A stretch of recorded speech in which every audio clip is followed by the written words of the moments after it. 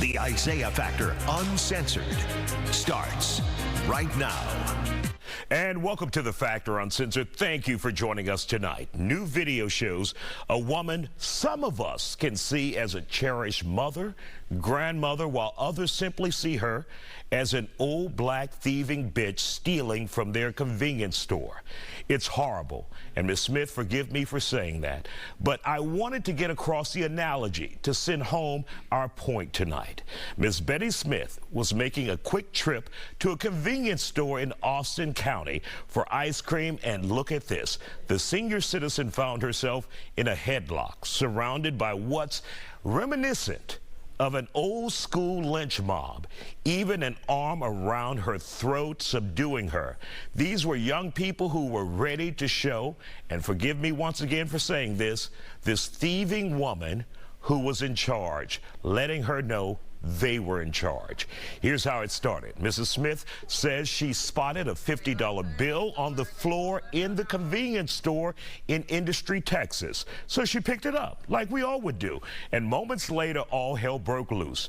Workers ran around her and locked the door to the store so she couldn't leave.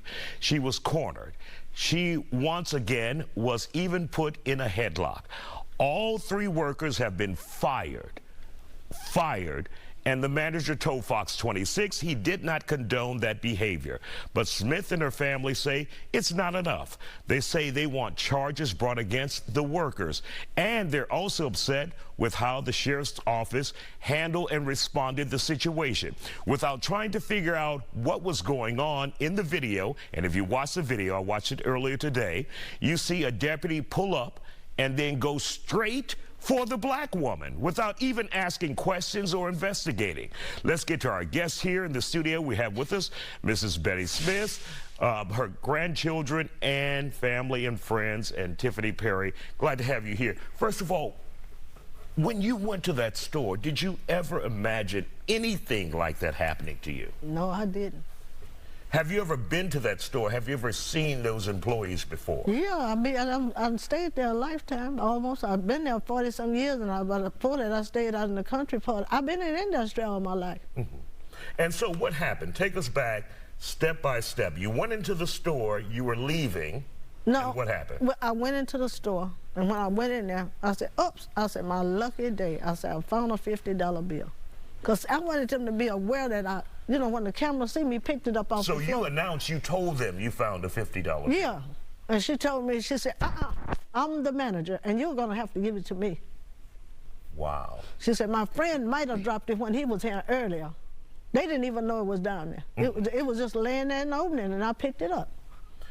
And so what happened after that?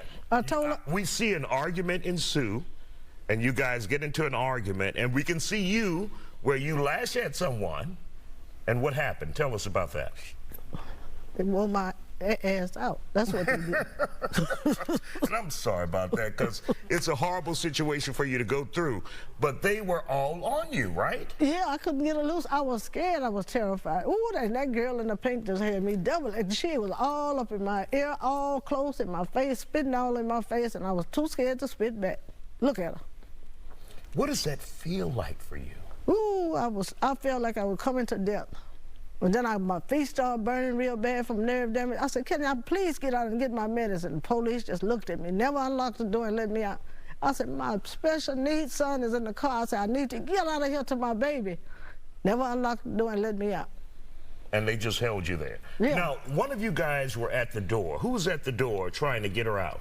I'm at the door trying to get her out. And explain what that situation was, because we see you in the video. If we can show that video again, we see you guys are banging on the door. Let her out, let her out. Yes, I was begging them to let her out.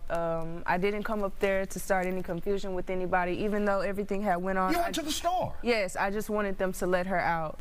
I let them know it was illegal. I started recording in hopes that they would open the door and let her out. Still no luck. They never let her out.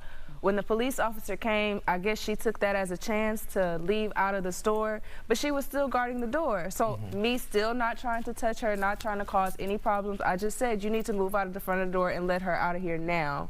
Her shoes are on one side, her keys are on one side, she's crying, she's begging to be let out. And she said no, she would not let her out. She started fighting me at the door, and the police officer arrested me when he came, and I was telling him. So when he showed up, and which department is this? Austin County Police Department. When this Austin County deputy showed up, he saw your black face and said, "This is the troublemaker." Yes, he said, "I saw you assault her." Trying to ascertain what the hell was going on. Yes, he told me that. I saw you assault her. I told him, "Sir, my grandma is locked in that store. Can you please get my grandma out of that store?"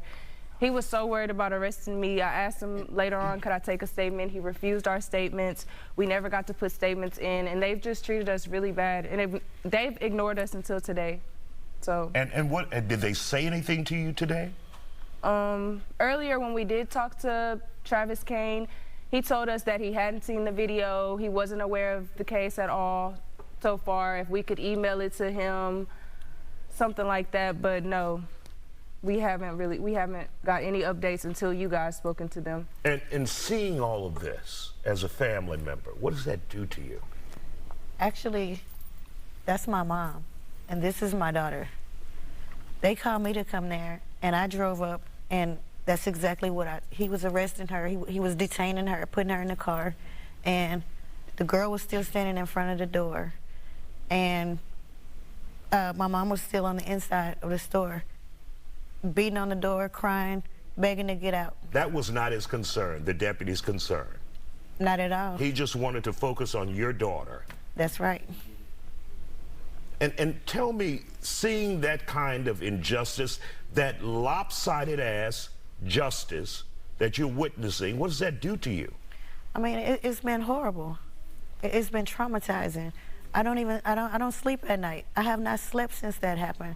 It's bad, it's sad, but I mean, unfortunately, it really don't surprise me that happened there.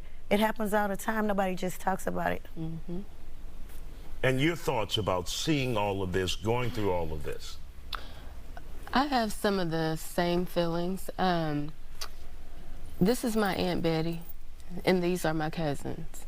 I'm just here to support my family. We want justice. I want justice. But it's got to be enraging. Yeah, it is. To see your aunt go through something like that. It was. With people, young people with their arms around her damn throat. And it was. And as soon as I received the call and I saw the videos, well, I received the calls before I saw the videos. And I immediately got to work. I got to emailing, I got to posting, sharing, anybody that I could think of outside of our little town that could bring awareness to this situation. I've been up. I haven't had any sleep. And at this point, you guys think this deputy should be disciplined, Yes. investigated, what? I think that he had personal ties to these people. I think that it was more than just him being a cop. I think he was being a friend to them. I think he knew them personally. And I don't even know about that. Yeah, but I was on the inside. And Let's bring Ms. Smith back in. Go ahead. I was on the inside. And she told me, she said, "You want to go to jail?" She said, "I'm going to call the law." And then they talked to each other and called so-and-so. And so I said, "Now you calling somebody you know, huh?" And she dialed 911 on her cell phone, and I dialed 911 on my cell phone. But she called his personal phone and called him up there. Now, how do you know this was his personal phone that she called? Because I heard him talking. Mm-hmm.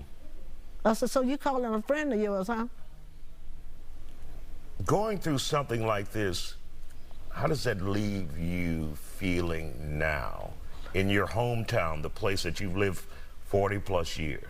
Well, I feel real bad for it, but I don't think I'll ever see daylight with this. I think they're going to do this till the day I close my eyes. I mean, they've been doing it as long as I've been there. Sorry you had to go through this. Mm-hmm. We appreciate you guys coming on The Factor Uncensored. Are you guys planning any protests? Are you looking for activists to? Yes. Actually, at this point, we don't know. We don't know. We don't know what's next. Mm-hmm. But we definitely don't plan on stopping here. We've been quiet too long. Yeah. We're not shutting up anymore. Yeah.